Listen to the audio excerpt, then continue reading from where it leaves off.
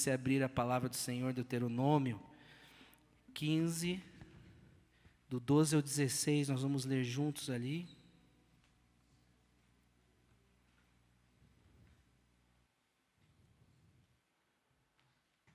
Deuteronômio 15, do 12 ao 16.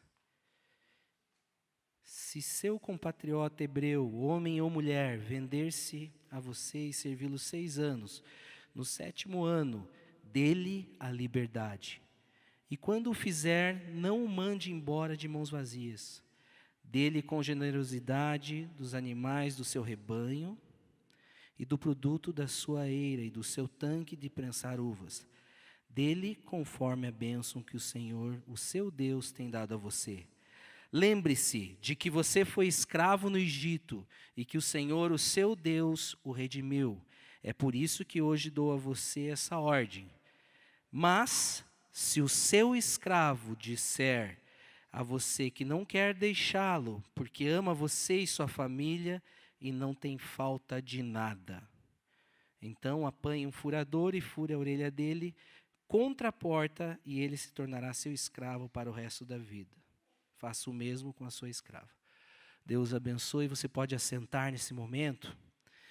Eu quero começar falando sobre uma história que eu tenho lido num livro, o livro do Zeke. E esse livro fala como título Como Adorar ao Rei. E uma dessas histórias que ele conta é de um garçom. Nós temos algum garçom aqui de profissão? Deixa eu ver. Não temos? Então ele conta a história de um garçom, um noivo e uma noiva. O garçom no restaurante, o noivo se assenta, a noiva também ali junto. E qual é a função do garçom no restaurante? Servir. Qual é a função do noivo e a noiva? Bom, aí ficou mais difícil, né? De repente, estão discutindo algum assunto, mas normalmente quando um casal, noivo, a noiva, vai ao restaurante, é para comemorar algo e conversar ali, trocar palavras de amor, normalmente, né, não é a regra, mas normalmente é isso que é para acontecer, os dois terem um tempo juntos ali, escolheram talvez esse tempo. A função do garçom é servir.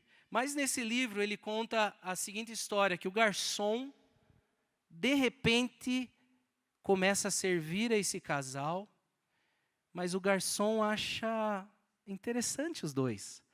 E o garçom começa ali a querer contar algumas piadas, contar algumas histórias, e o noivo vai ficando preocupado, né? E o que está acontecendo?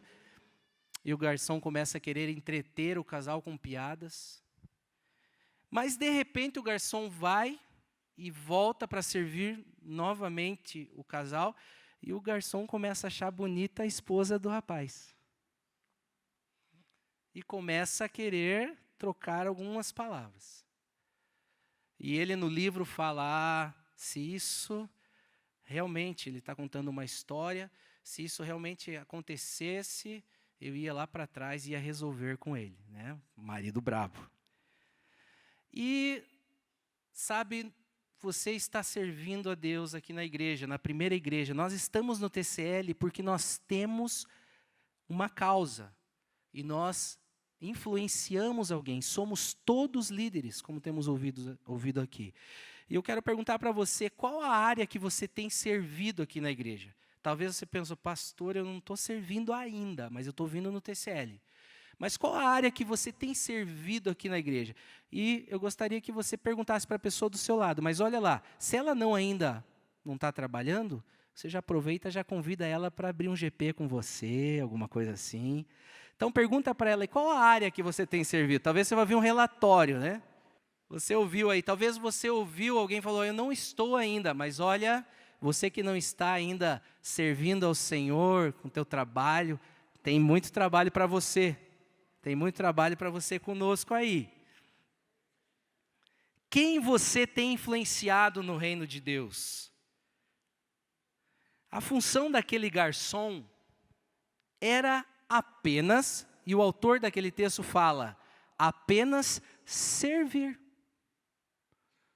Não era fazer piada ou ser o bobo da corte ali dos dois, ou de repente ele já estava entrando num outro lado, num outro caminho que não seria o caminho correto, né? Que estava olhando para a moça. A função dele é servir. E desde que eu tenho lido esse livro, desde o tempo que eu tenho lido este livro, quando estou aqui no teclado, ou estou ministrando aqui, e eu já falei para alguns do Ministério de Louvor sobre isso, nós não temos o direito, e você que lidera, você que cuida de pessoas, influencia pessoas, nós somos como garçons. E esses garçons não têm o direito de tocar na noiva do Senhor. A noiva é a igreja, o noivo é o Rei dos Reis, e o garçom somos nós que estamos servindo aqui nessa noite. Então, quando nós estamos tocando, cantando, você liderando em qualquer área, você está servindo a Deus. Eu quero ler com vocês, tem lá no esboço, uma das palavras em hebraico que é traduzida como adorador é abade. Isso significa servo. Então, em Deuteronômio 15, 12 e 18, explica que quando o escravo era liberado do seu tempo de servidão, se ele amava o seu mestre, ele poderia optar por permanecer com o seu mestre e servi-lo como um servo. E lá no esboço tem também, vamos preencher juntos lá, seguindo nosso pastor Silas aqui, o discípulo. Um servo serve ao seu mestre por amor. Mais uma vez, um servo serve ao seu mestre por amor. O servo é livre para seguir seu próprio caminho, mas ele escolhe ficar com seu mestre para o resto de sua vida, servindo e obedecendo-lhe. Porque ele ama tanto o seu mestre, que não há nada que preferia fazer do que servi-lo. E não há nada que ele prefira mais do que estar na casa do Senhor. Meus queridos, desde pequeno aqui, eu fui ensinado aqui na igreja a ter temor a Deus. Eu nasci aqui e fui ensinado a ter temor a Deus. Pequenininho, eu fui ensinado a servir ao Senhor, os pais, com muito cuidado, trabalhando a questão de orgulho lá em casa. A Jane sabe muito bem, o James. Sempre ensinando a servir ao Senhor, que toda a honra, toda a glória era dele, a adoração era dele, o louvor era dele. E eu lembro um dia que eu estava sentado, já era a catedral aqui, acho que adolescente, mais ou menos ali onde está a Ju. E eu estava do lado da minha mãe. E começou o louvor, não estava tocando ainda naquele dia. E o louvor acontecendo e todo mundo ficou de pé. E eu fiquei sentado. Falei, hoje eu estou cansado, isso aqui está meio chato, vou ficar, hoje não está legal. E eu lembro que minha mãe olhou para o lado assim e falou bem assim, olha só, olha a cena. Menino, levanta, bate palminha bonitinho para Jesus. Eu não esqueço dela falando assim, bate palminha. Sabe o quê? Aquilo foi me ensinando pequeno. Eu fiquei com vergonha, não fiquei com vergonha de levantar, eu fiquei com vergonha do palminha. Bate palminha bonitinho. Eu nunca mais esqueci daquele cantinho ali. E do momento que ela me ensinou, agora é um momento de reverência, de adoração. E depois ela explicou, você está batendo palma para quem? Para Jesus, para o Rei dos Reis. E eu batia a palma meio forçado e olhava para ela, bonitinho, né? Então tá bom. Parte do meu namoro, irmãos, foi aqui na igreja. Então eu já estou aqui na igreja fazem 39 anos e o meu namoro foi regado com adoração e louvor. Então eu estava tocando aqui, para os irmãos que não sabem, entrava minha esposa ali, né? 3 cultos no domingo, eu tocava de manhã, de tarde, de noite nessa época. E eu estava olhando para minha esposa chegando, ou era minha namorada, no caso. Né? Eu vou olhar aqui para o Carlinhos, minha namorada agora. Né? Não soar mal, né, para uma irmã aí. Então, ficava, glória a Deus, aleluia. Vamos adorar, você veio também, né? Aleluia. Sabe, o nosso namoro foi regado à adoração e louvor. Por que eu estou contando isso? Que eu quero desafiar você a regar a sua vida com louvor, com adoração. Está no seu carro lá? Adoração. Uma pessoa religiosa é como um escravo. Ele serve a Deus por obrigação, medo, interesse ou senso de dever. Ela não é verdadeiramente livre, porque se sente obrigada a obedecer a Deus, mas seu coração deseja ser seu próprio mestre. O Senhor nos abençoa, há um crescimento no teu ministério, talvez você esteja passando por um crescimento bom no teu ministério, talvez teu GP está cheio, e você está falando assim, oh meu Deus, que maravilha. Toda honra, toda glória ao Senhor. Talvez o louvor está muito bom, você é um músico aqui na igreja, você é um cantor, e termina o louvor, o irmão vem para você e fala, que louvor abençoado. E você fala, toda a honra, toda a glória ao Senhor.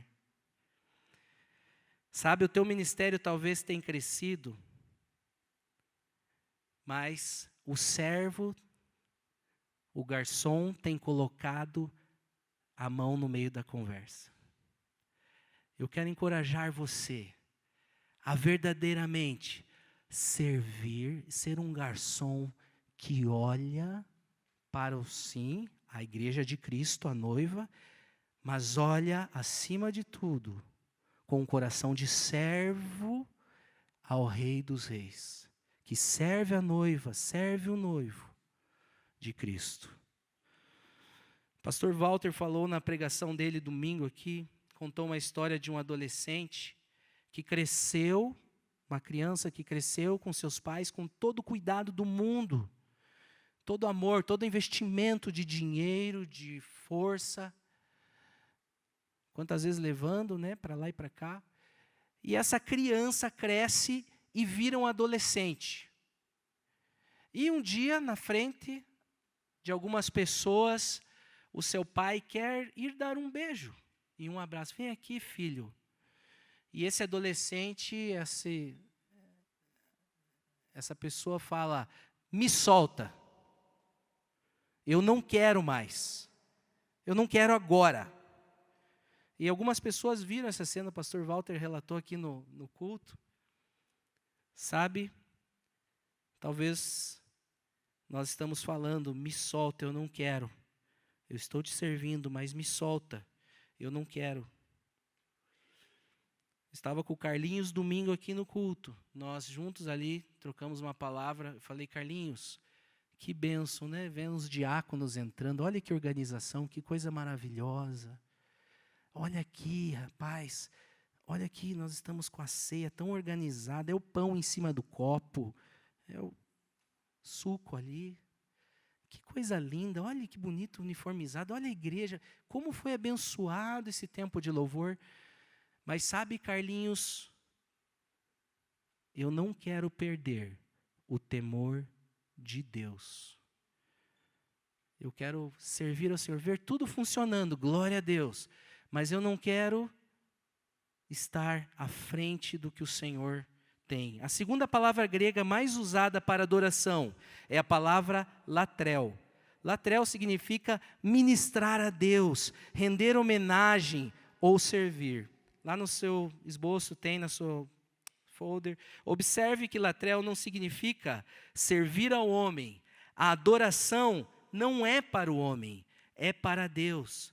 Mas também temos que ter em mente que servir a Deus significa servir a seu desejo, e Ele deseja as pessoas. Se você puder falar para a pessoa do seu lado, Deus deseja você, a sua vida, Ele quer mais de você.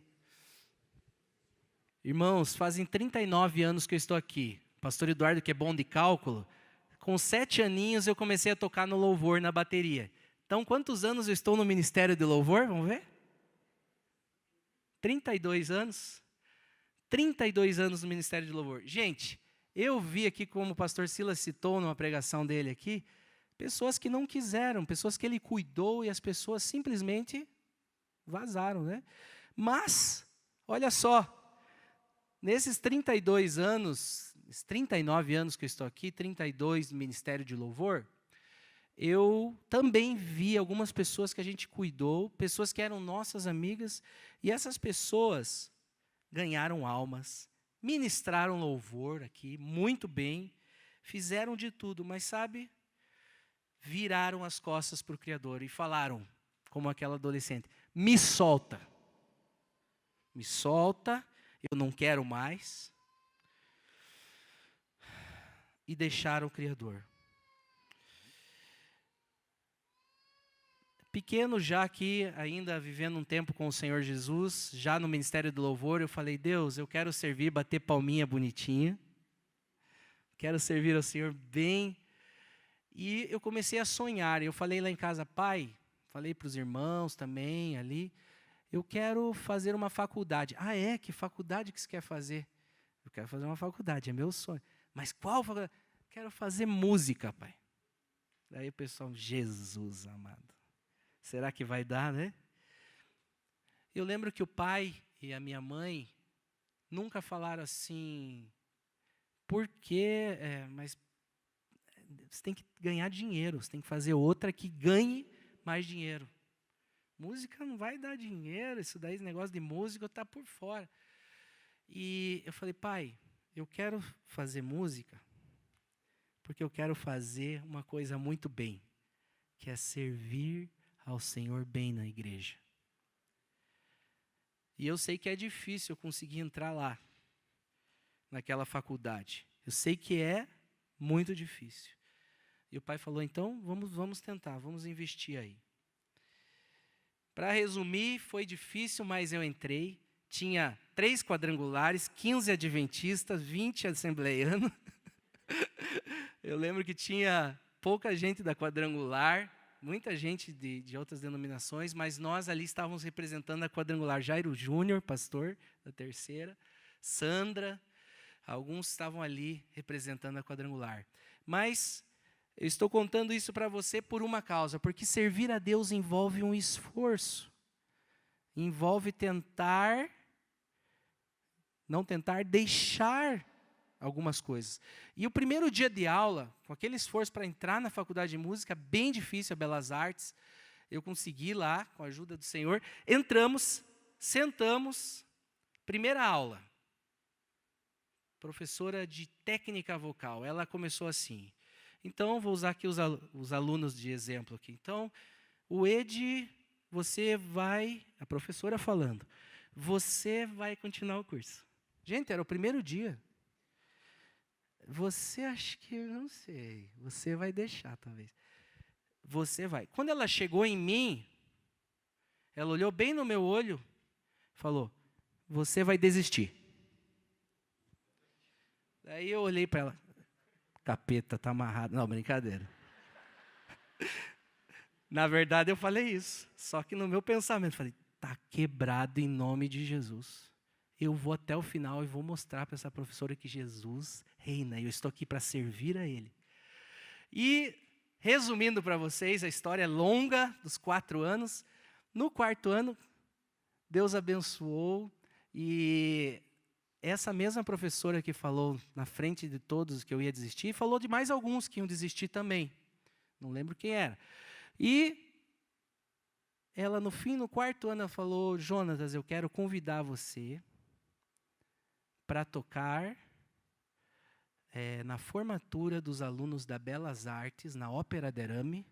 Você vai representar os pianistas. Irmãos, não era só eu de pianista. Tinha 30 pianistas com o meu lado olhando. Oi, tudo bem? Só na minha turma. Fora as outras.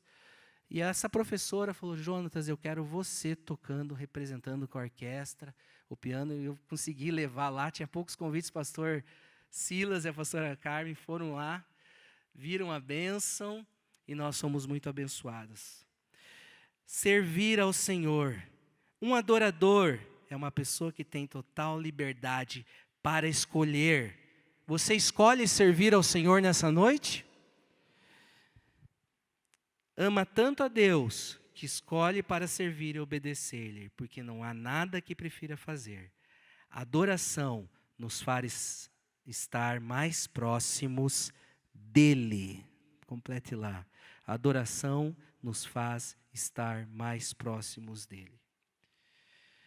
Não sei como está o seu nível de adoração na sua casa, mas eu quero incentivar você a viver a adoração saindo do TCL hoje. Lá no seu lar. A adoração precisa de música? A música é uma boa ferramenta para adorarmos. Mas a adoração não necessita de música para acontecer. A adoração pode acontecer lá no teu quarto, no teu cantinho, no teu sofá, na tua cadeira, no teu carro, em todos os momentos. O diabo não quer que você se aproxime de Deus com adoração.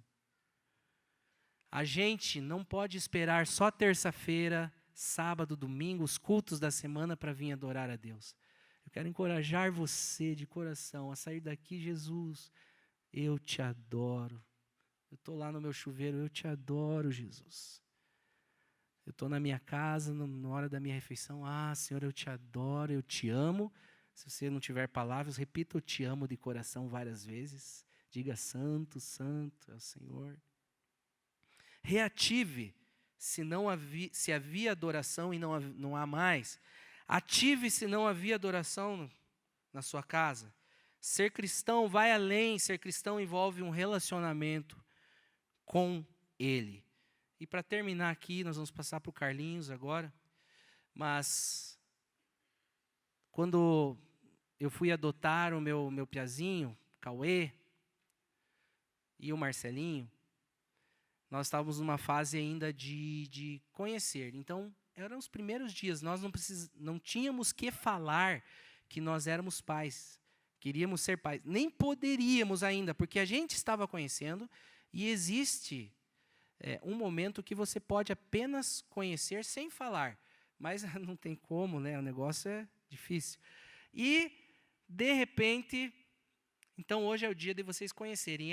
E a psicóloga falou para eles, olha, Cauê e Marcelo, vai vir uns amigos meus aqui que querem conhecer você. E a gente tremendo, é como se estivesse nascendo a criança ali. E vai vir uns amigos e eu vou apresentar para vocês. Eles vão brincar com vocês e vão estar com vocês ali. Aí ele está. Entra o Cauê na sala, o meu maiorzinho, 4 aninhos, na época. Entra, olha de cima embaixo para Andriele. Quando ele chega do meu lado, ele olha dos pés à cabeça, tira um tempo assim. Esse cara é alto, né? Ele ficou do meu lado. Eu estava super nervoso, tenho que revelar isso. Super nervoso, ansioso, alegre. E ele fala assim, você é meu pai? Só que eu, de tão nervoso, eu não sei se ele falou mesmo na hora. Não tinha certeza. Eu estava muito nervoso. Eu não sei explicar para os irmãos, mais do que eu estou agora aqui. Eu estava nervoso, gente, mas muito nervoso. Mas, daí eu fiquei, será que ele falou? Mas daí brincamos, daí passou o nervosismo. E rolou o processo da adoção, o tempo da adoção. E daí eu fui falar com o Cauê depois lá em casa. Eu bati na caminha dele lá, filho, lembra aquele primeiro dia que a gente entrou na salinha, você me viu, que a gente brincou lá, que você entrou dentro do armário? O que você falou? Eu falei assim, papai, você é meu pai? E eu queria ter certeza que ele tinha falado, porque de repente, né, ouvi alguma coisa aí. E, sabe, o Senhor está aqui. E eu quero convidar você a fazer essa ligação de uma história de adoção com Jesus, nosso Pai que nós adoramos, falamos tanto que adoramos. E você sempre perguntar assim: Jesus, você é meu Pai? Mas você já sabe a resposta, né? Ele é o nosso Pai. Senhor, eu quero ser um filho que te adora, te louva todos os dias da minha vida.